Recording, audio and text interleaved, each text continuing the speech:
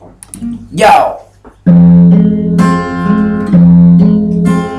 Anh chẳng mong manh khẽ rơi bên thềm nhẹ nhàng khúc ca êm đềm.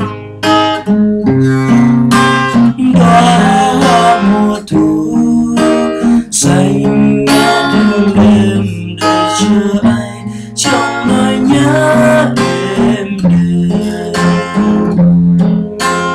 Khi màn đêm về trên phố xa,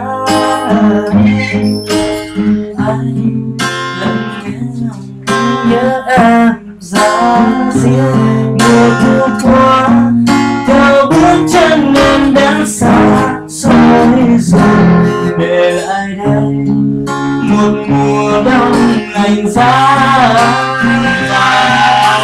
Nhớ khoảnh khắc khi anh chìm trong má em, nụ cười hồn nhiên, trái tim anh bỗng chợt như cháy lên.